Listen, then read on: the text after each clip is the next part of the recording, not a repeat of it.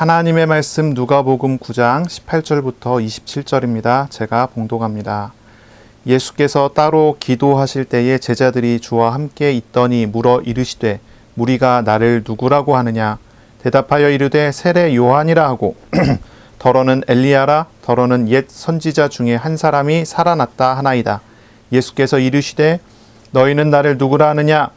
베드로가 대답하여 이르되 하나님의 그리스도 시니이다 하니 경고하사 이 말을 아무에게도 이르지 말라 명하시고 이르시되 인자가 많은 고난을 받고 장로들과 대제사장들과 서기관들에게 버린 바 되어 죽임을 당하고 제3일에 살아나야 하리라 하시고 또 무리에게 이르시되 아무든지 나를 따라오려거든 자기를 부인하고 날마다 제 십자가를 지고 나를 따를 것이니라.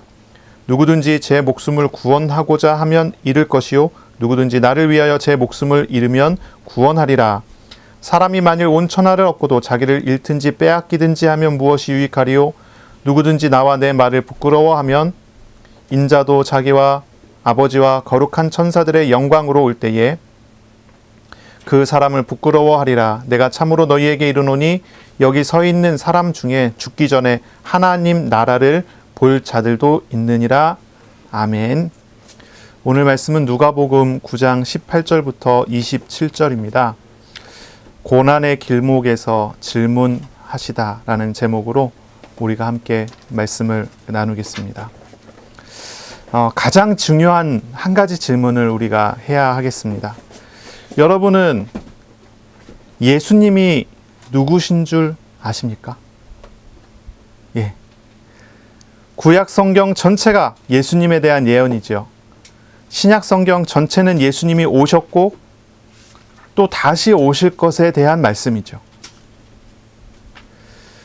그런데 성경에서 이야기하는 예수님이 어떤 분인지, 누구신지 정말로 아십니까?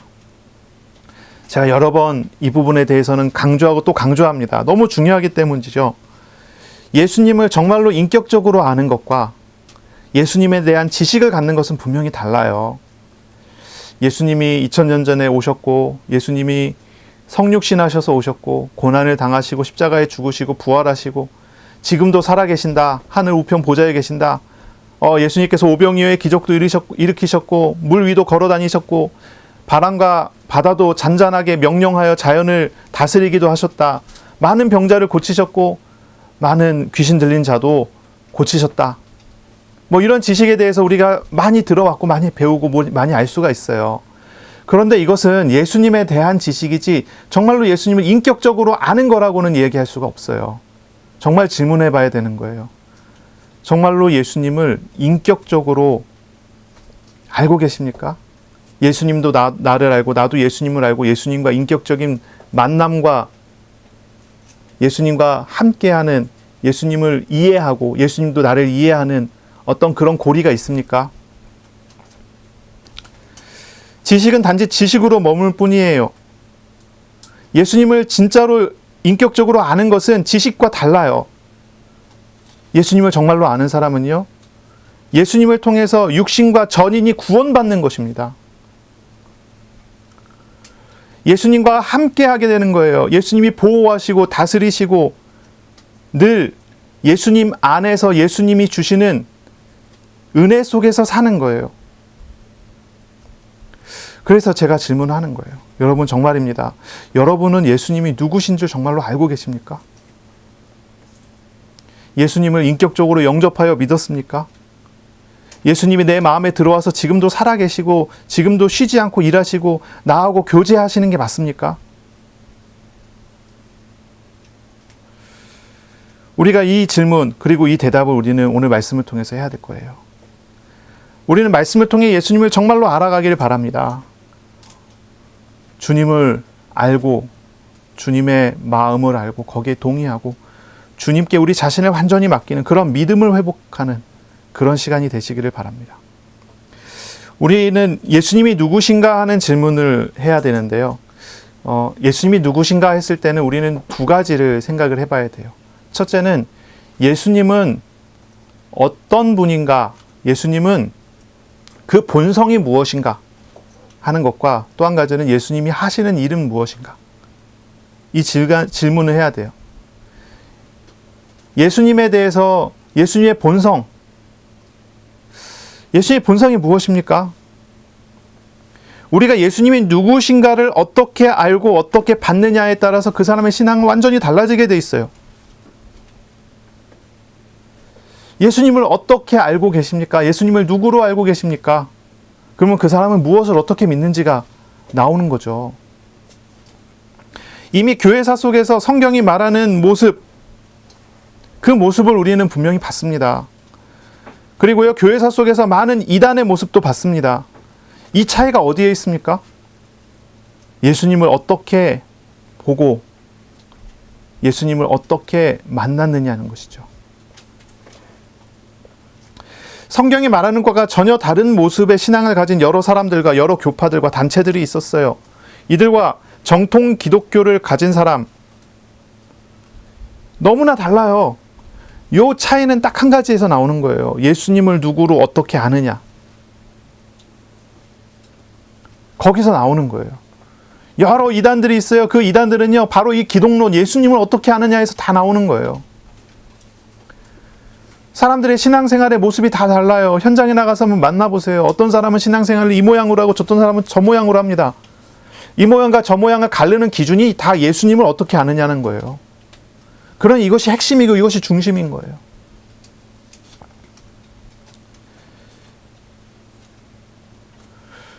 예수님에 대한 이해를 하는 것은요, 단지 그 신앙생활의 방향을 이야기할 뿐만이 아니라 그 사람의 일상적인 모든 삶과 생활 자체도 좌우하는 그런 내용이 됩니다. 우리는 말씀을 통해서, 성경을 통해서 계시되어지는 참된 모습, 그리스도의 모습을 우리는 알아야 하고 그것을 보아야 하겠죠. 교회사 속에서 많은 이단들이 나왔어요. 근데 이단들이 처음에는 이제 이런 주장을 하는 거예요. 예수님은 하나님이시고 인간은 아니야. 이런 주장을 해요. 가현설이라고 하는데, 예수님이 인간의 모습으로 보이는 것은 뭐라고 하냐면 영이 그렇게 인간의 형상으로 나타났을 뿐이지 예수님은 진짜로 인간으로 오신 적이 없다.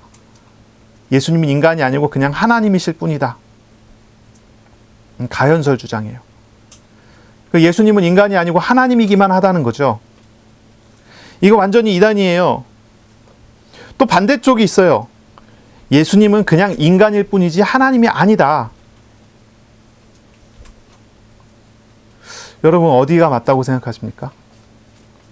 예수님은 하나님이시고 인간이 아니시다. 이 말이 맞습니까? 하나님은 하나님이 아니고 그냥 인간일 뿐이다. 이 말이 맞습니까? 무엇이 맞죠? 이제 이 두 견해가 다 이단으로 정죄를 받았어요. 이 두 견해가 다 이단으로 정죄를 받았어요. 왜 그렇습니까? 예수님이 인간이 아니시라면, 우리처럼 완전한 인간이 되시지 않는다면 우리의 모든 전인적인 타락과 부패와 죽음의 문제를 다 대신 짊어지셔서 십자가에 대신 대속하시는 것은 불가능한 것입니다. 예수님이 완전한 인간이 되어서 우리 가운데 오시지 않는다면 우리는 구원을 받지 못해요. 또 반대로 예수님께서 하나님이 아니시라면, 인간일 뿐이라면 우리를 구원하실 능력이 없어요. 우리를 대신할 수는 있겠지만, 그러나 우리 대신 대속하여 우리를 구원으로 이끌지 못하지 않습니까? 예수님은 완전한 하나님이시면서 완전한 인간이시다라고 하는 고백을 했던 것입니다. 이 정통교회가 그런 고백을 했죠. 예수님이 완전한 하나님이시고 완전한 인간. 근데 이것이 이해됩니까? 이해되지는 않아요. 이해될 수가 없는 거야. 되게 신비한 겁니다. 한번 생각해 보세요. 저분은 진짜 인간이야. 이 얘기는 뭐예요? 저분은 하나님이 아니라는 말이잖아요. 그리고 또 반대로 저분은 진짜 하나님이야. 이렇게 얘기하면 저분은 인간이 아니라는 얘기잖아요. 그렇지 않습니까? 하나님과 인간 사이에는 완전한 질적인 차이가 있는 거예요. 그런데 초대교회 성도들은 예수님을 완전한 하나님으로 또한 완전한 인간으로 신앙 고백을 했고요. 그렇게 받았고요. 그렇게 믿었어요. 그것이 그 사람들의 신앙이 되었고 그 사람들의 삶이 되었어요. 여러분 어떻습니까? 무엇이 맞다고 생각합니까? 무엇이 맞다고 느껴지십니까? 예수님은 완전한 하나님이시면서 완전한 인간이시다라고 하는 것이 성경의 고백입니다. 성경이 우리에게 가르쳐주는 겁니다. 모순으로 보이지만 그렇지 않아요. 하나님, 창조주 하나님은 모든 법칙 위에 계신 분이, 그렇죠? 모든 법칙 위에 계시고 신비하신 분 아니겠습니까? 이것을 우리가 이렇게 받을 수 있는 것은 분명합니다. 성경이 그렇게 가르치고 있기 때문이고, 또한 삶을 살아가고 신앙생활을 해나가는 사람들에게 찾아오신 예수님이 그렇게 존재하시는 분이라는 것을 인격적으로 경험적으로 주님과 동행하며 알아갔기 때문이죠. 주님께서 우리에게 자신을 보이셨기 때문에 그것을 확실히 믿고 따라갈 수가 있는 것이죠. 요한복음 1장 1절에 보면 태초에 말씀이 계시니라. 이 말씀이 하나님과 함께 계셨어요. 이 말씀이 곧 하나님이셔요. 그런데 요한복음 1장 14절에 이 말씀이 육신을 입어 이 땅에 오셨어요. 이것이 하나님의 영광이요, 독생자 예수 그리스도로 우리 가운데 오신 것입니다. 분명한 사실을 성경은 기록하고 있고, 그리고 완전한 하나님이시면서 우리의 모든 죄를 대속하시고 대신하시는 완전한 인간으로서 오신 예수님을 초대교회 성도들은 만났고, 지금도 우리가 그 예수님을 만나고 있는 것입니다. 지식으로 생각하고 이성으로 생각하면 이해할 수 없고 받아들일 수 없고 도저히 알 수 없는 부분입니다. 하지만 우리가 예수 그리스도를 인격적으로 만나 믿은 사람이라면, 이것이 성경 그대로 우리 가운데 계시되어 나타난 이 복음이라는 사실을 안다면 주님과 함께하는 은혜 속에서 이것이 그럴 수밖에 없다는 걸 알지 않겠어요? 사실 이제 교회사 속에서 보면요, 이단의 세력이 더 논리적이었고 더 합리적이었고 더 설득력 있는 그런 주장과 그런 무리들을 이루었어요. 하지만 하나님께서는 역사 속에서 언제나 소수였을지라도, 작은 숫자였을지라도 참된 예수님 신앙을 가질 수 있도록 그렇게 교회 회의를 통해서, 종교 회의를 통해서 교리가 이렇게 확정이 돼서 우리 가운데 나오는 것이죠. 자, 이제 예수님은 완전한 하나님이시면서 완전한 인간이시다라고 하는 그런 고백을 정통신앙의 고백으로 교회는 받았고, 그리고 저와 여러분이 그 신앙을 받아온 것입니다. 이제부터 또 다른 질문이 되기 시작을 해요. 예수님께서 완전한 하나님이시고 완전한 사람이시라고 했잖아요. 완전한 하나님이시다라는 것을 신성이라고 부르고, 완전한 인간됨을 가지고 인성이라고 불러요. 예수님께서는 신성과 인성을 한 몸에 가지고 계시잖아요. 근데 이 한 몸에 가지고 계신 이 신성과 인성이 어떻게 존재하느냐? 이런 질문이 나왔어요. 예수님이 가지고 계신 신성과 인성이 어떻게 존재합니까? 네스토리우스라는 사람은 이렇게 주장을 해요. 예수님의 몸 안에 신성과 인성이 한 몸 안에 그냥 공존하고 같이 있대요. 연결되어 있지만 절대로 합쳐지지 않고 두 본성이 그냥 있을 뿐이라는 거예요. 그러니까 어떤 얘기냐면은 예수님의 한 몸 안에, 예수님이 출생하시고 탄생하시고 자라나시고 십자가에 죽으시고 하시는 그 예수님 안에, 한 몸 안에 하나님 되심의 신성과 사람됨의 인성이 같이 있다는 거예요. 다시 말해서 예수님의 인격이 두 개라는 거예요. 이중인격? 당연히 이 이론은 이단으로 정죄를 받았어요. 그럴 수가 없는 것이죠.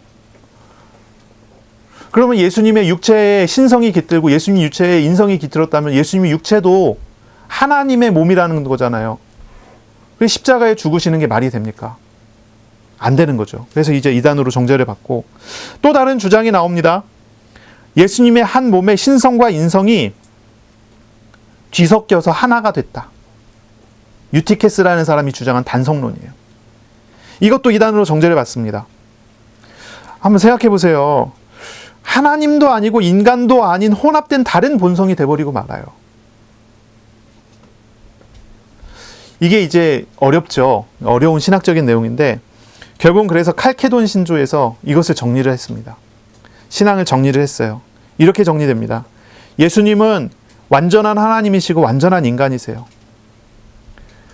그리고 두 본성이 있어요. 완전한 하나님과 완전한 인간됨의 본성이 있어요. 이 두 본성은 분리되지 않아요.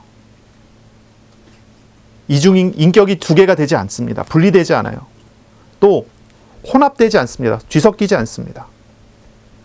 신비하게 이 두 본성은 연합되어 있을 뿐이에요. 연합이라는 표현을 써요. 아주 신비해요. 이해할 수 없습니다. 그런데 이것밖에는 설명할 길이 없고요. 이것밖에는 우리에게 찾아오신 예수님을 우리가 온전하게 표현할 수 있는 방법이 없어요. 신학적인 용어 같은 경우는 사실 좀 어렵습니다. 왜 어렵냐면 뭔가를 이야기하는데 정확하게 잡히지 않는 것들이 많아요. 그 이유는 간단해요. 하나님은 너무나 크시잖아요. 근데 너무나 크신 하나님을 사람의 말로 정의할 수 있는 게 아니에요. 그래서 어떻게 하냐면 너무나 크신 하나님을 가장 가까이 정의할 수 있는 용어와 말을 써요. 그래서 이거를 이제 아날로지, 이제 뭐라 그러죠? 그 유비라는 단어를 쓰는데 우리가 표현하는 신학적인 표현은요, 가장 가까울 뿐이지 딱 그거라고 정확하게 얘기하기는 어려운 감이 있어요. 그래서 용어 같은 것들이 언제나 좀 뭐랄까요? 정의하기보다는 약간 그 테두리를 치는 개념으로 많이 이야기할 때가 있어요. 예를 들면 이런 거예요. 하나님은 사랑이시다. 이렇게 하면 하나님을 정의하는 거잖아요. 하나님이 사랑이다라고 하는 정의를 하잖아요. 근데 이걸 반대로 하는 거죠. 하나님은 이렇지는 않으시다. 하나님은 저렇지는 않으시다. 하나님은 그렇지는 않으시다. 하면서 하나님에 대한 이미지를 큰 테두리를 그려가는 거예요. 예를 들면 이런 겁니다. 하나님은 거짓말하지 않으신다. 자, 이 말과 하나님은 거짓말하지 않는다라고 하는 이 말과 하나님은 진리시다라고 하는 말과 어떤 말이 더 강합니까?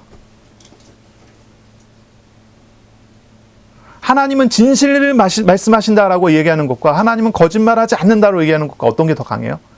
거짓말하지 않는다는 거잖아요. 근데 하나님에 대한 우리가 표현을 쓸 때는 언제나 이제 그런 식의 표현이 나오는 거예요. 그래서 이 칼케도 신조도 이렇게 나옵니다. 우리가 만난 하나님, 우리 가운데 찾아오신 하나님, 성경을 통해서 계시되고 우리 가운데 오셔서 나를 만나주신 하나님을 내가 알아보니까 하나님은 완전한 하나님이시면서 완전한 인간이세요. 인간이 아니시거나 하나님이 아니시지 않아요. 또 이 하나님은요, 신성과 인성을 가지고 있는데 이 신성과 인성이 분리되지 않으세요. 또 혼합되지도 않으세요. 그러니까 어떤 표현을 써야 됩니까? 연합된다라는 표현을 쓰는 거예요. 이건 아주 신비한 거예요. 우리 가운데 찾아오신 예수님 우리가 딱 봐요. 우리가 예수님을 영접해서 믿어갖고 구원을 받았잖아요.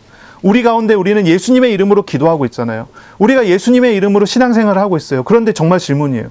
내가 정말로 예수님을 압니까? 어떻게 알고 있나요?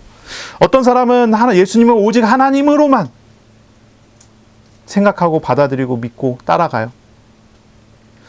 물론 우리가 그렇게 예수님은 사람이 아니시다 이렇게 신앙생활하는 사람은 없을 거예요. 그렇죠? 그런데 그런 경향을 가지고 살아요. 인간 예수 되심, 예수님께서 인간 되심에 대한 이해를 내려놓고 하나님 되심만 따라가는 거예요. 이런 사람들 같은 경우는 특히 어떤 식의 신앙생활이 나오냐면 예를 들면 신령한 사람이다. 신령한 사람이다. 영적인 사람이다. 이런 말 들어보셨죠? 아, 저 사람은 좀 영적인 사람이야. 그 사람이 하나님을 어떤 식으로 믿냐면 인간 예수에 대한 생각을 접어놓고 하나님 예수만 따라가려고 하는 그런 경향을 가지고 있다는 거예요. 인간으로 오셨다는 걸 부정하진 않지만 야, 이단은 아니에요. 그런데 위험하죠. 반대도 마찬가지예요. 인간 예수님께서 하나님이 아니시다라는 그런 말은 하지 않지만 예수님의 하나님 되심에 대해서는 거의 받아들이지 않고 멀리하는 거죠. 그러니까 이단은 아니지만 위험해요. 인간 예수의 모습만 부각을 해서 그것만 가지고 신앙생활을 하는 거예요. 그러나 성경은 그렇게 우리 가운데 나타나지 않죠. 완전한 하나님이시면서 완전한 인간으로 우리 가운데 오셨다는 걸 우리는 알아야 돼요. 그래서 이 말씀을 우리가 해야 되는 거예요. 굉장히 중요해요. 좀 어렵지요. 알아듣기 어려운 부분이 있고요. 좀 뭐랄까 생각하면 좀 머리 아프기도 하죠. 아, 왜 꼭 이렇게 설교 시간에 그런 얘기를 하나, 좀 재미있게, 좀 쉽게, 좀 이해할 수 있게 잘 풀어서 얘기하면 안 되냐, 이렇게 얘기할 수도 있지만, 이게 가장 본질이기 때문에 이건 얘기 안 하고 넘어갈 수가 없어요. 이건 이해가 안 돼요. 저도 이해 안 돼요. 그러나 이렇게 오셨기 때문에 저는 이것을 믿고 받고 있어요. 이걸 우리는 알아야 되는 거죠. 이건 신비에 속한 영역이기 때문에 이건 잘 모르는 게 당연해요. 이 인간적인 물리적인 법칙을 다 벗어난 거거든요. 생각해 보세요. 예수님이 하나님 되셨다라고 하는 것은 무슨 말입니까? 예수님이 하나님 되셨다는 것은, 우리 가운데 찾아오신 예수님을 나는 믿었어요. 나는 만났어요. 그 예수님을 나는 어떻게 믿고 있습니까? 어떤 분이라고 믿고 있습니까? 하나님 되셨다라고 하는 말에 대해서 잘 이해해야 돼요. 이것은 예수님께서 영원 전부터 성부 하나님으로부터 영원 전에 출생하신 성자 하나님이시라는 말이에요. 삼위일체 하나님의 제2위격이라는 뜻이에요. 예수님은요. 삼위일체 하나님의 제2위격이다. 이분은 완전한 하나님이세요. 성부 하나님과 완전히 동등되시는 분이세요. 이분은요, 영원 전이라는 표현을 썼어요. 시간적인 개념에 있어서 시간을 초월하신 분이세요. 영원하신 하나님이세요. 예수님은 우리에게 영원하신 하나님으로 계세요. 영원하시다는 말은 시작과 끝과 시간의 연속이 없다는 얘기예요. 예수님께는 시작도 없어요. 끝도 없어요. 시간의 연속도 없어요. 그래서 언제나 우리는 고백하죠. 예수님은 알파와 오메가예요.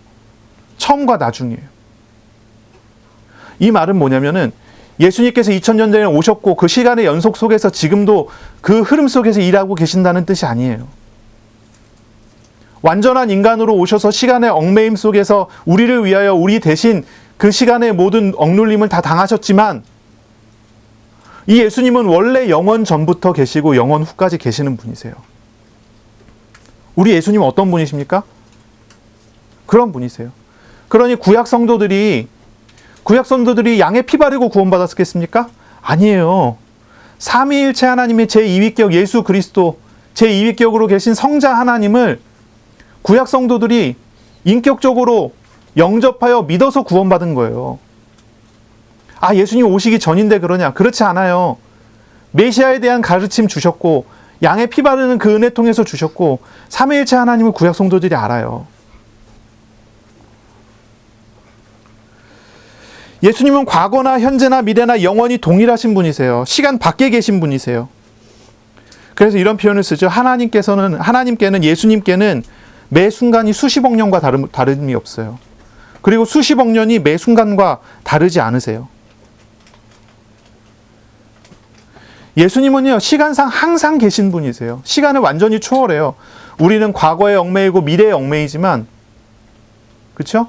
과거의 상처에 얽매이고 있고요. 미래에 대한 불안감에 얽매이고 있지만, 우리와 함께 하시는 예수님은 우리의 과거와 우리의 현재와 우리의 미래의 모든 것 가운데서 우리를 구원하시고, 우리를 과거에서 구원하실 뿐만 아니라 현재에서 구원하시고 미래까지도 구원하시는 참 구원의 하나님이신 거예요. 예수님이 나를 만나주셨다라고 하는 것은 내가 더 이상 예수님 안에서는 시간의 억눌림이 아니라 시간에서 자유할 수 있는 은혜를 받는다는 뜻이에요. 이게 참 어려운 얘기지만 그렇습니다. 또한 이 예수님께서 하나님이시라는 말은 무엇입니까? 이제 불변성이라고 하는데, 예수님이 이제 속성 얘기할 때, 여러분 예전에 우리 공부할 때 들어봤잖아요. 우리 웨스트민스터 할 때 들어봤잖아요. 예수님의 속성 얘기했을 때 뭘 얘기합니까? 영원성, 불변성, 단순성, 뭐 이런 거 얘기했었잖아요. 기억나시나요? 기억 안 나세요? 풀어서 좀 더 얘기할게요. 네. 이 예수님은요, 변하지 않으세요. 변하지 않으시는 분이세요. 하나님이시기 때문이에요. 하나님의 지식은요, 늘어나거나 줄어들거나 하지 않아요. 하나님은 변하지 않아요. 인격적이신 하나님이시지만, 인격적이시라는 말이 변화를 이야기하는 건 아니에요. 변화되지 않으세요. 단지 예수님께서 우리 가운데 인격적으로 찾아오신 것은 우리가 하나님을 온전히 알 수 있는 방법이 없기 때문에 인간적인 표현으로 우리에게 가르쳐 주시는 것들이지, 그런 것에 어떻게 얽매여서 계시는 분이 아니시고요. 전혀 변하지 않으시는 하나님이시라는 것을 우리는 알아야 되죠. 또한 예수님은 어떤 분이십니까? 편재성. 무소부재하시다 그랬죠. 아니 계신 곳이 없다. 우리 하나님은, 우리 예수님은 편재하세요. 하나님께는 경계나 한계가 없습니다. 못 갈 곳이 없어요. 아니 계실 곳이 없어요. 하나님께는 경계나 한계가 없어요. 어느 장소에도 제한되지 않으시는 하나님이세요. 우리의 삶의 자리나 우리가 있는 예배의 장소나 우리가 있는 직장이나 가정이나 어디 은밀한 곳에 숨으려고 해도 숨을 수가 없어요. 우리 하나님은 장소에 있어서 무한하신 분이시죠. 장소에 있어서 영원하신 분이세요. 영원이라는 표현은 시간에 관련된 거예요. 편재하신 분이다. 또한 예수님께서는 전지하신 하나님이시죠. 모든 지식이 주님 안에 있어요. 모든 계산이 주님 안에 있어요. 모든 논리가 주님 안에 있어요. 주님께 모든 것이 있는 거예요. 전능하시다라고 고백하죠. 어떤 능력에도 한계가 없으신 하나님이세요. 우리 예수님은 인격적이시지요. 기계적이지 않으세요. 아름다운 성품으로 우리에게 은혜를 베푸시는 그런 하나님이세요. 사람의 성품은 한계가 있어요. 언제나. 사랑이라고 해도 조건을 걸어놓는 사랑이죠. 그러나 우리 하나님은, 우리 예수님은 우리에게 아름다운 성품으로, 온전하신 성품으로 우리에게 은혜를 베푸세요. 그 사랑이, 그 선하심이, 그 거룩하심이 사람하고는 아주 다르시죠. 온전하고 완전하신 그런 성품을 가지시죠. 바로 그것을 우리 가운데 부어주시고 우리 가운데 은혜를 주시는 그런 하나님이시라는 거예요. 내가 만난 하나님이 도대체 누구냐는 거예요. 되게 어려운 신학적인 용어를 많이 하고 있지만 우리 어린이들 무슨 내용인지 알고 있죠? 알아듣고 있죠? 저 표정은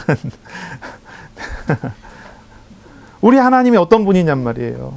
우리의 생각에 제한되지 않으세요. 우리는 하나님을 시간으로 제한해버려요. 우리 하나님을 장소로 제한해버린다니까요. 우리가 우리 하나님을 논리로 제한해요. 우리 하나님을 우리의 생각으로 제한한다니까요. 사람이 사람을 만나는 사람의 관계를 하나님께 빗대요. 그러나 빗댈 수가 있는 것이 아니에요.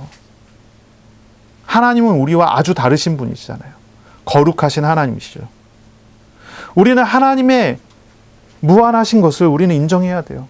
사도 바울은 고백하잖아요. 자기가 예수님을 알아봤더니, 하나님을 알아가더니 깨달았다는 거예요. 뭘 깨달아요? 알 수 없다는 거예요. 그 높이와 길이와 깊이와 넓이가 어떠한 것인지 알 수가 없다는 거예요. 바울이 하나님을 알아가면 알아갈수록 더 모르겠다는 얘기를 해요. 그런 고백을 해요. 왜냐하면 바로 그 하나님이시기 때문이에요. 우리에게 찾아오신 예수님, 내 마음에 들어오시는 예수님, 나를 만나시고 나를 구원하시는 예수님이 어떤 분입니까? 우리 하나님은요, 내 한계에 얽매이시는 분이 아니라는 거예요. 훨씬 더 크신 하나님이시라는 거죠. 바로 그 하나님을 알아가야 되는 거죠. 그래서 1년 질문을 하는 거예요. 처음부터 우리 이 질문을 했어요. 여러분은 예수님이 정말로 누구신지 압니까? 내 생각에 하나님을 제한해 놓지는 않나요? 내 판단에 하나님을 얽매여 놓지는 않나요? 하나님의 계획은 끝이 없으시잖아요. 하나님의 계획은 완전하시잖아요. 나를 향하신 하나님의 뜻은 완전하잖아요. 하나님이 나를 오늘 이것을 허락하셨다면, 나에게 시험을 허락하셨다면 그 시험에 따른 하나님의 계획, 하나님을 신뢰할 수 있지 않겠습니까? 정말로 하나님을 안다면. 그런데 왜 불안에 떱니까? 왜 낙심합니까? 왜 마음이 무너집니까? 내가 아직 하나님을 잘 알아가지 못하는 거죠. 내게 오신 예수님이 얼마나 놀라우신 하나님이신지 잘 알지 못하는 거예요. 근데 그 하나님이 완전한 인간이 돼서 우리 가운데 오셨어요. 신학적인 표현으로 얘기할게요. 인성으로는, 사람됨으로 인하여는 예수님은 우리와 본질적으로 동일하세요. 하지만 한 가지 차이가 있다면 죄는 없으시다고 그래요. 왜 예수님께서 이렇게 완전한 인간의 인성을 취하여 오셨습니까? 완전한 하나님이신데 왜 완전한 인성을 취하여서 그 두 본성을 연합하여 한 육체의 몸으로 우리 가운데 오셨습니까? 그것은 우리의 모든 부분을 다 대신하기 위하여요. 우리의 모든 부분을 다 대속하여 우리를 구원하시기 위하여 그렇게 하신 거예요. 예수님은 완전한 인간으로 오셔서 우리의 모든 부분을 대신하세요. 우리의 육체, 우리의 영혼, 우리의 성품, 우리의 모든 인격과 우리의 모든 것이 죄로 인하여 타락되어서 부패되어 버렸는데 그 모든 것을 다 대신하여 대속하기 위하여 우리와 동일하신 인성을 가지고 오신 거예요. 다만 죄가 없으시기에 우리의 죄를 대신할 수 있는 모습으로 오신 것입니다. 예수님의 참된 인간됨을 우리가 안다면요, 참된 인간됨을 우리가 안다면 나의 모든 것을 짊어지시는, 나의 모든 죄를 짊어지시는 우리 하나님을 만날 수가 있어요. 우리 하나님을 알 수가 있어요. 우리를 구원하시는 놀라운 은혜가 이 인성 안에 담겨져 있다는 거 알죠?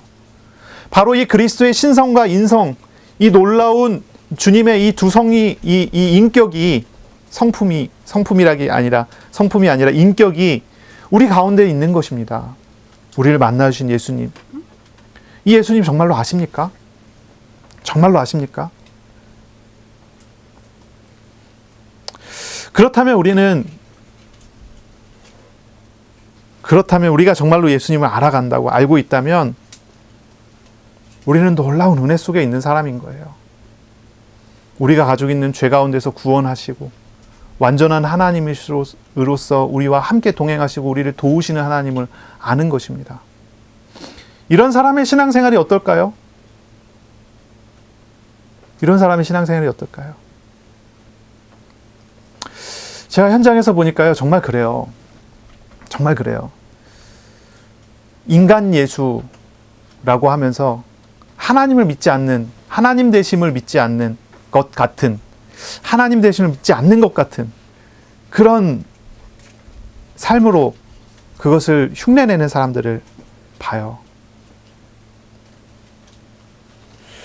반대로 신령한 하면서 영적인 사람이라고 하면서 육신적인 것을 다 죽이려고 하는 그런 모습도 봅니다.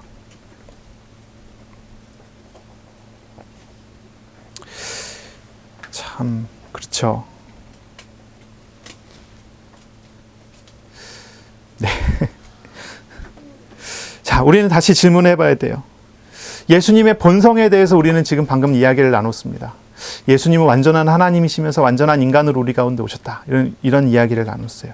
그렇다면 예수님은 무슨 사역을 하기 위해서 오신 분입니까? 우리가 누군가를 이야기할 때는 두 가지를 질문해요. 그분의 본성은 무엇이고 그분의 하시는 일은 무엇인가? 그러면 우리가 그분을 다 알 수가 있는 거예요.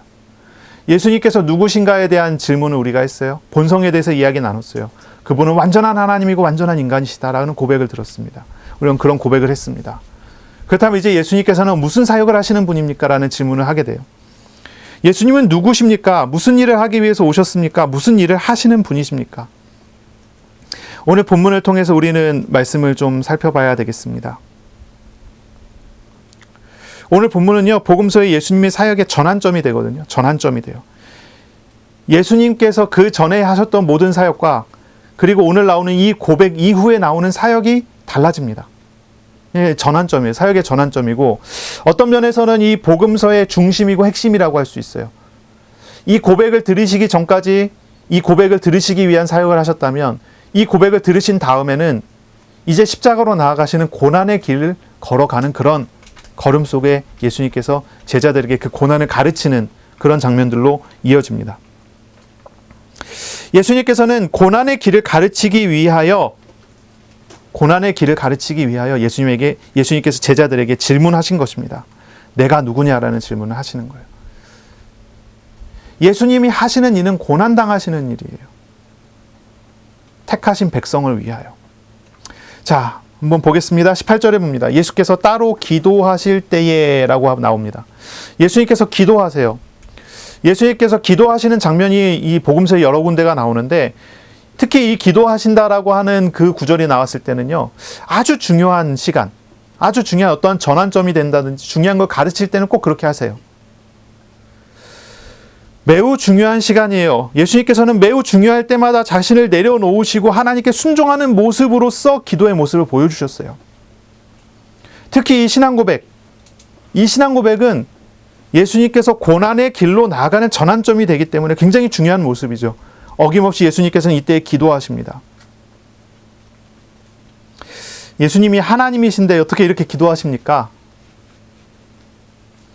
그것은 예수님이 근본 하나님의 본체시지만 택한 자를 구원하기 위하여 자기를 비워 종의 형체를 가지시고 죽기까지 순종하시는 모습을 가지셨기 때문이지요. 그래서 우리 가운데 이런 모습을 보여주세요.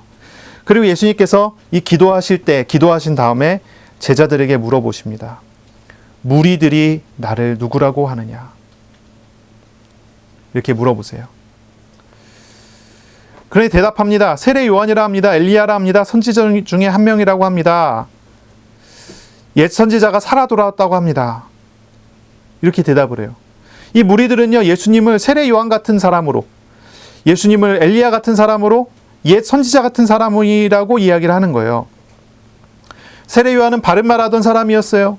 예수님께서 설교하시니까 예수님이 설교를 들으면 마음이 찔리고 내가 죄인임을 깨닫고, 아, 예수님은 세례 요한처럼 죄를 지적하고 바른 말 하는 사람이구나. 설교가로 생각을 하는 거죠. 엘리야 같다는 거예요. 예수님은 우리에게 기적을 통해서 많은 것을 배불리 먹이실 수 있는 기적의 분이구나. 기적의 선지자구나. 또 옛 선지자들은 예언하는 사람들이었잖아요.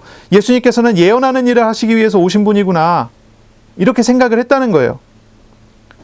하지만 예수님은 그 일을 하기 위해서 오신 것이 아니죠. 그리고 앞으로 예수님께서 행하실 일도 바로 그러한 내용이 아니었어요. 예수님께서 세례 요한의 일을 하기 위해서 왔다면 이후에도 예수님은 세례 요한처럼 외치고 다니셔야 되잖아요. 엘리야처럼 일을 하시러 오셨다면 예수님께서는 이후에도 기적을 계속 보이는 그 일을 하기 위해서 사역을 하셔야 되잖아요. 하지만 그렇지 않습니다. 예수님은 십자가를 지시기 위해서 오신 거예요. 그러니까 이 모든 주장들이 틀린 거죠. 오늘날 이제 사회정의 운동하는 교회들이 있어요. 또 병고침, 귀신고침 이렇게 막 교회에다 써놓고 은사 운동하는 그런 교회들이 있어요. 하지만 예수님께서는 그런 일 하러 오신 게 아니라는 거예요. 세례 요한 같은 일이나 이 엘리야 같은 일을 하러 오신 게 아니에요. 그런 일들도 나타났지만 그것은 하나의 표적이에요. 예수님께서 십자가를 지시는 그리스도 되신다라고 하는 그 부분에 대한 표적으로서 그걸 나타내신 것이지 그 일을 하기 위해서 오신 게 아니에요. 이 무리들은, 예수님을 따라다녔던 이 무리들은 예수님의 사역과 예수님의 길을 전혀 이해하지 못한 상태인 거예요. 그래서 예수님은 다시 질문합니다. 제자들에게. 너희는 나를 누구라고 하냐? 그때 베드로가 대답합니다. 하나님의 그리스도이시니다. 예수님은 하나님의 기름 부음 받은 자입니다. 라고 고백을 하는 거예요. 하나님의 기름 부음 받은 자입니다. 바로 이것이 바른 대답이죠. 이게 올바른 대답이에요. 예수님은 세례 요한이나 엘리야 선지자 같은 일을 하시는 분 정도가 아닙니다. 예수님은 아들 하나님이시잖아요. 구원하시는 분이잖아요. 하나님 나라의 통치자시잖아요. 바로 베드로는 그렇게 고백을 하는 거예요. 예수님은 아들 하나님이시고, 예수님은 그리스도시고, 예수님은 구원하시는 분이시고, 예수님은 하나님의 나라의 왕이십니다. 라는 고백을 하는 거예요. 이제 마태복음에 보면은 베드로가 이렇게 얘기하잖아요. 주는 그리스도시요 살아계신 하나님의 아들이십니다. 이렇게 고백하잖아요. 바로 그런 내용이죠. 그 대답을 들으신 예수님께서는 베드로에게 말씀하십니다. 복을 내려주십니다. 축복을 선언하십니다. 바요나 시몬아, 요나의 아들 시몬 베드로야, 내가 복이 있다. 너에게 이것을 알게 한 이는 혈육이 아니고 하늘에 계신 내 아버지시다. 내가 너에게 천국 열쇠를 주겠다. 내가 이 고백, 이 반석 위에 교회를 세울 것인데 음부의 권세가 이기지 못하리라. 이런 복을 예수님께서 선언을 하세요. 사실 제자들은 예수님의 사역에 나타난 하나님의 영광은 분명히 봤어요. 그렇지만 하나님의 영광만을 염두에 두고 신앙 고백한 거예요. 예수님이 그리스도 되신다라고 하는 그 고백, 구원하시는 하나님이시다라는 그 고백 안에는 영광스러운 하나님께서 그 구원하시는 일을 하시기 위하여 고난당하셔야 되거든요. 그런데 이 베드로의 신앙 고백, 이 제자들을 대표해서 했던 이 베드로의 신앙 고백은 그 딱 절반만 이야기를 한 것뿐이죠, 사실은. 사실 제자들은 예수님께서 받으실 고난에 대해서는 잘 인지를 하지 못했던 것 같아요. 그러니까 이제 예수님께서 십자가에 죽으실 것, 고난당하시고 죽으시고 부활하실 것을 얘기하니까 베드로가 막 만류하잖아요. 그렇죠? 예수님의 나타내신 표적들 한번 잘 생각해 보세요. 예수님의 표적 어떤 거였습니까? 하나님의 영광을 베푸시기 위하여서 예수님께서는 죄인들의 병과 약한 것을 다 짊어지셨단 말이에요. 그런데 제자들은 그것을 인지하지 못하는 거예요. 영광만 보고 영광만 본 것입니다. 영광스러움만을 찾아가는 것입니다.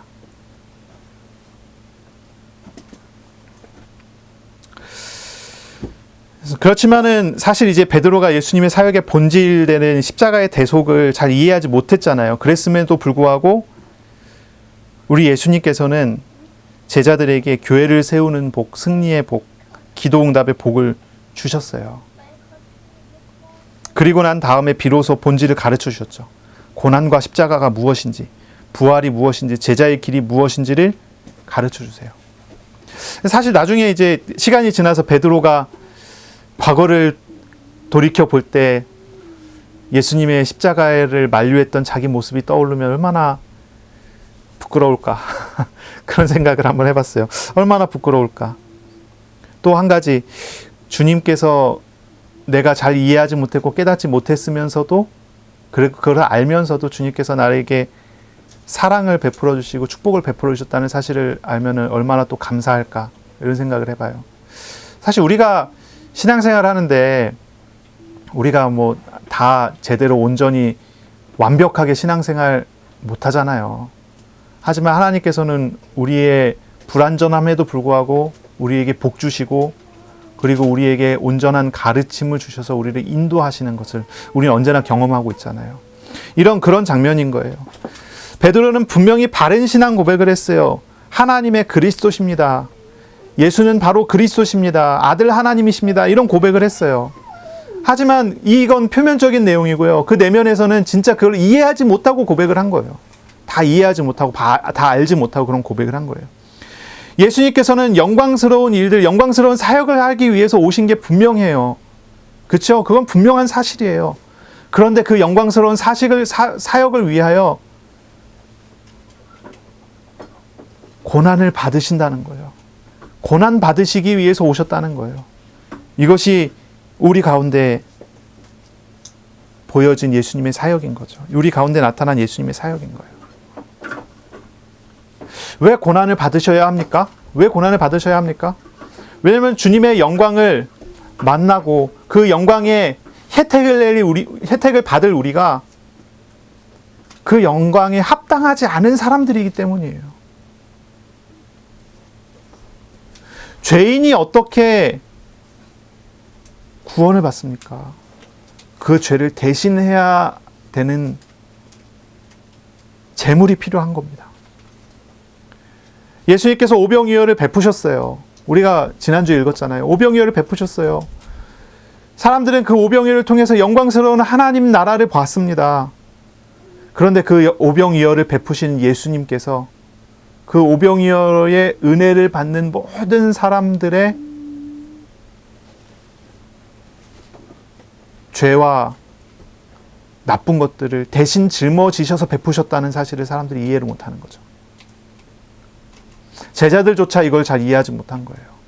아, 예수님은 정말로 하나님이십니다. 예수님은 그리스도십니다라는 고백을 하지만 거기에 담겨져 있는 예수님의 사역의 본질을 잘 보지 못하는 거예요.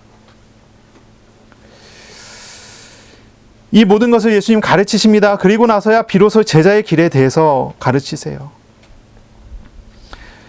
이런 말씀을 하세요. 살고자 한다면 욕심과 죄를 다 버리고 예수님을 따라가야 된다는 그런 식의 말씀을 하세요. 이어서 예수님께서는 제자들에게 고난을 설명하세요. 고난을 설명하시고 난 다음에 제자는 어떻게 해야 된다는 걸 가르치세요. 어떻게 해야 됩니까? 23절입니다. 또 무리에게 이르시되 아무든지 나를 따라오려거든 자기를 부인하고 날마다 제 십자가를 지고 나를 따를 것이니라. 이 제자도죠. 제자의 길입니다. 제자는 어떤 사람이어야 됩니까? 자기를 부인하고 자기 십자가를 지는 사람입니다. 예수님의 고난에 동참하는 사람이에요. 예수님의 사역의 본질은 고난에 있고요. 그리고 제자는요, 바로 그 고난을 따라가는 사람인 것입니다. 그러면서 24절을 이어 얘기합니다. 누구든지 제 목숨을 구원하고자 하면 잃을 것이요 누구든지 나를 위하여 제 목숨을 잃으면 구원하리라.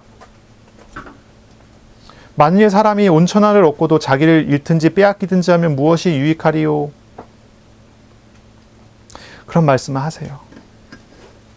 뭡니까? 제자의 길은요, 자기를 부인해야 되는 그런 길은요, 살고 죽는 문제라는 거예요. 살고 죽는 문제. 제자의 길은 복 받고 안 받고가 아니에요. 더 누리고 덜 누리고가 아니에요. 제자의 길은요, 뭐랄까, 기도응답 조금 더 많이 받고 조금 덜 받고 하는 그런 내용이 아니에요. 내가 자기를 조금 더 부인하면 하나님이 나에게 더 복 주시겠지. 내가 좀 덜 부인하면 복을 좀 덜 받겠지. 그런 내용이 아니에요. 제자의 길은 살고 죽는 문제예요. 살고 죽는 문제. 누가 살게 됩니까? 누가 죽게 됩니까? 제자는 예수님 따르는 것이 사는 것입니다. 제자가 사는 것은 예수님을 따르는 겁니다. 십자가의 예수님을 따르는 겁니다. 죄에 대하여 죽는 것입니다. 자신을 내려놓고 예수님을 따르는 사람은 반드시 살게 됩니다. 그러므로 정말로 살고자 하는 사람은요, 자기를 부인하는 사람이어야 합니다. 자기를 부인한다는 말은 자기의 주장과 자기의 생각과 자기의 편견과 선입견을 다 부인하는 것입니다. 욕심과 죄를 버리는 것입니다. 자기를 부인하게 된다면 영원한 하나님의 나라의 백성으로서 구원을 얻을 뿐 아니라 영생을 누리고 하나님의 나라의 자유를 누리는 사람이 됩니다. 이 제자의 길은 바로 그런 것입니다. 예수님은 이 무거운 이야기를 하시는 거예요. 예수님이 십자가로 지러 가시고, 그리고 제자들은 그 십자가에 동참해야 된다. 그것이 사는 길이라는 거예요. 다시 돌아가서 질문하겠습니다. 예수님이 누구신 줄 아십니까? 예수님이 완전한 하나님이시고 완전한 인간이라는 사실 아십니까? 나를 완전히 다 대신할 수 있는 완전한 인간으로 오셨고, 나의 모든 죄를 대신 짊어지시는 완전한 인간으로 오셨고, 그러나 완전한 하나님으로서 나와 함께 하시며 나에게 하나님 나라의 은혜를 베푸시는 하나님이시잖아요. 예수님이시잖아요. 바로 그 예수님은 십자가의 고난을 당하시기 위해서 오셨어요. 그것이 곧 하나님의 나라의 영광으로 나타납니다. 그리고 그것은 나에게 주시는 은혜인 거예요. 그리고 나에게 동일하게 그 이야기를 하세요. 자기 십자가를 지라고 얘기하세요. 예수님은 나의 택하신 자의 모든 죄를 짊어지시고 십자가에 죽으시는 고난이지만, 우리는 이미 우리를 짊어지신 예수님의 십자가에 동참하는 사람으로서 내려놓음의 과정이 되죠. 우리는 진정으로 예수님을 알아가는 사람이 되시기를 바랍니다. 예수님을 알아가는 사람이 돼야 돼요. 우리에게 진정으로 필요한 게 무엇입니까? 정의 실현이나 기적이나 예언 같은 것이 아닙니다. 예수님을 오해한 사람들은 그렇게 살아가요. 사회 정의를 실현하기 위해서 나가고 외치는 자의 소리처럼 삽니다. 죄를 지적하고 이것이 틀렸다 저것이 틀렸다 외치면서 살아갑니다. 정의를 실현하기 위해서 그것이 예수님의 길이다라고 하면서 외칩니다. 그러나 우리가 얻어야 되는 것은 그것이 아니죠. 우리가 진짜 따라가야 되는 그거 아니죠. 어떤 사람들은 밖에 나가고 기적을 외치면서 병든 사람을 찾아다니면서 병 고침하겠다고 뛰어다니고, 귀신 들린 사람 만나서 귀신 쫓아내겠다고 뛰어다니면서 그렇게 사역을 해요. 그러나 우리가 정말로 얻어야 되는 그것이 아니에요. 우리에게 진정으로 필요한 것은 그런 것이 아닙니다. 미래에 대해서 모르니까 미래에 대해서 예언을 받아야 됩니까? 예수님은 그러한 예언자로서의 일을 하기 위해서 오신 게 아니에요. 예수님을 진정으로 알아야 합니다. 예수님은 무슨 일을 하기 위해서 오셨습니까? 그리스도의 일을 하기 위해서 오셨어요. 그리스도의 일. 사실 이제 구약 성경에 찾아보면 그리고 구약 성도들 같은 경우는 메시아 대망 사상을 가지고 있거든요. 메시아 대망 사상. 메시아를 바라봅니다. 메시아를 기다립니다. 메시아를 찾습니다. 이 메시아 대망 사상을 가지고 있는데, 이 구약 성도들이 가지고 있던 메시아 대망 사상은 주로 어떤 거냐면 왕으로 오시는 그리스도예요. 왕으로. 하나님의 나라를 이루시는 하나님을 찾는 거예요. 하나님의 나라를 회복하시는 하나님이에요. 주의 날에 심판과 구원이 이루어질 때, 주의 날에, 여호와의 날에, 염야훼라 그랬죠. 여호와의 날에 하나님의 심판이 이루어지고 구원이 이루어지는 그때에 통치자로 오시는 메시아를 생각하는 거예요. 그래서 메시아가 오신다 그러면요, 메시아를 만난다 그러면요, 뭐부터 생각할까요? 구원부터 생각할까요? 심판부터 생각해요. 메시아가 오셔서 뭐 일을 하신다 그러면은 베드로처럼 되는 거예요. 나를 떠나소서 나는 죄인입니다. 왜냐하면 심판자 하나님. 이렇게 생각하게 되는 거예요. 그런 분. 하지만 우리 예수님께서는 오셔서 심판하시기보다 뭐 하십니까? 고난당하시는 길을 가시잖아요. 마지막 때에 심판이 이루어질 것입니다. 그러나 구원하시는 일을 하시기 위해서 오시고, 요한복음 3장 16절에 하나님이 세상을 이처럼 사랑하사 독생자를 주셨으니 이는 저를 믿는 자마다 멸망하지 않고 영생을 얻게 하려 하심이라. 우리에게 생명 주시기 위해서, 생명을 우리 가운데 주시기 위해서 그렇게 오셨다는 거예요. 27절을 볼까요? 예수님 이런 말씀하세요. 내가 참으로 너희에게 이르노니 여기 서 있는 사람 중에 죽기 전에 하나님의 나라를 볼 자들도 있느니라. 예수님이 왜 고난당하십니까? 이 하나님 나라를 이루시기 위해서요. 예수님이 왜 십자가를 지십니까? 왜 부활하십니까? 바로 이 하나님의 나라를, 이 하나님의 통치를, 이 메시아의 사역을 온전하게 이루시기 위해서예요. 하나님의 나라의 통치자로서 오신 예수님, 바로 그 예수님이 그리스도의 사역의 그리스도의 사역인 거예요. 이것이 그리스도의 사역의 목적인 거죠. 목표인 거예요. 이 하나님 나라를 세우는 것입니다. 예수님의 사역은 이 하나님의 나라를 세우는 쪽에 방향이 맞춰져 있어요. 자, 기름 부음 받은 자가 메시아, 이제 그리스도입니다. 그리스도는 번역하면 메시아고 번역하면 기름 부음 받은 자예요. 구약 성경에 기름 부음 받은 자가 세 종류가 있어요. 선지자, 제사장, 왕이 있습니다. 이 세 종류의 사람은 기름 부음을 받아서 하나님으로부터 보내심을 받은 사람이라는 인증을 했어요. 이 기름 부음이라는 것은 그거죠. 예수님께서는 기름 부음 받은 자로 오셨기 때문에 예수님께서 하시는 사역은 이 세 가지 종류의 사역입니다. 그런데 잘 생각해 보세요. 이 세 가지 종류의 사역에 어디에 강조점이 있습니까? 왕의 사역입니다. 하나님의 나라를 세우는 것입니다. 하나님의 나라의 백성 삼는 제사장의 사역을 예수님이 하시고요. 또한 생명의 말씀으로서 하나님을 인격적으로 알고 만나고 하나님과 교제할 수 있도록 하시는 선지자의 사역을 해요. 이 모든 것을 통해서 통치하고 다스리시는 하나님이시라는 거죠. 그러므로 이번 한 주간은요, 정말입니다. 기도하세요. 주님을 알게 해달라고. 예수님을 알게 해달라고 기도하세요. 예수님이 하나님 되심이 나에게 무슨 의미 있는지 묵상해 보세요. 예수님이 인간 되심이 나에게 어떤 의미인지 한번 생각해 보세요. 예수님께서 나를 위하여 당하시는 그 고난이 무엇인지를 생각해 보세요. 그러면 내가 오늘 뭐 해야 합니까? 내가 무엇을 찾아야 합니까? 예수님의 사역을 정말로 알아가는 사람이라면요, 하나님의 나라의 백성다운 삶을 살게 돼 있어요. 주님의 말씀에 귀를 기울입니다. 선지자로서 오신 우리 예수님을 알고 생명의 말씀을 듣습니다. 묵상합니다. 말씀하시는 인격적인 하나님을 만나고 알아가는 그런 한 주가 되시기를 바랍니다. 또한 제사장으로 우리 가운데 오셨습니다. 모든 문제의 뿌리가 되는 불신앙과 죄와 우상, 그것을 모두 십자가에 못 박으신 참 제사장으로 오셨습니다. 그러니 우리도 모든 죄와 우상을 예수의 십자가에 함께 못 박으시기 바랍니다. 자기를 부인하고 예수님을 따름으로써 예수님 안에서의 자유와 평화를 누리시기를 바랍니다. 왕으로 오신 하나님 나라의 통치자이신 우리 예수님을 바라보세요. 우리와 함께 하시고 말씀하시고 인도하시는 예수님께 순종하시기 바랍니다. 말씀에 순종하는 사람 되세요. 가정과 현장 모든 만남 중에 지키시고 통치하시는 하나님의 나라를 누리시기를 바랍니다. 정말입니다. 우리를 자유하게 하시는 주님의 고난을 묵상하시고 나를 내려놓고 주님께 자신을 맡기는 그런 한 주간이 되기를 바랍니다. 주님과 시간을 가지세요. 말씀을 묵상하는 시간을, 기도의 시간을 가지세요. 그래서 말씀하시는 하나님의 마음을 배워가시기를 바랍니다.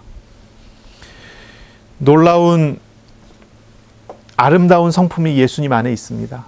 예수님의 성품은 우리의 성품과 비할 바가 없습니다. 우리는 언제나 우리의 성품은 불완전하고 우리의 성품은 오염되어 있지만은 우리 예수님의 성품은 그렇지 않습니다. 순전합니다.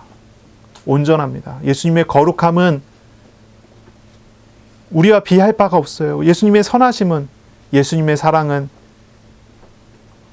예수님의 그 놀라운 인격들은요, 우리하고 너무나 달라요. 주님의 성품을 배우게 해달라고 기도하세요. 주님의 마음과 예수님의 사랑으로, 예수님의 생각으로 우리 자신을 채워달라고 그렇게 기도하세요. 주님을 닮아가는 그런 시간이 되기를 바랍니다. 제목을 다시 읽겠습니다. 고난의 길목에서 질문하셨습니다. 내가 누군지 너희는 아느냐라고 물어보십니다. 예수님이 누구신지 아냐고 물어보십니다. 그리고 고난의 길을 걸어가십니다. 우리를 위하여 그 고난의 길로 나아가십니다. 한 주간 정말로 기도하며 예수님을 알아가시기를 바랍니다. 기도하겠습니다. 하나님 아버지, 우리 가운데 말씀하시고 우리 가운데 예수님을 가르쳐 주시니 감사합니다. 예수님이 어떤 분인지 무슨 일을 하시는지 알고 우리가 주님과 동행하고 주님 닮아가는, 주님 알아가는 은혜 있기를 원합니다. 복을 내려 주옵소서. 추석의 기간입니다. 이 기간 동안에 주님과 동행하게 하시고 주님의 은혜 가운데 우리의 가는 현장마다 하나님 나라가 세워지는 복을 누리게 하여 주옵소서. 예수님 이름으로 기도합니다. 아멘. 우리 구주 예수 그리스도의 은혜와 하나님의 사랑하심과 성령의 교통하심이 이제로 영원까지 항상 함께 있을지어다. 아멘.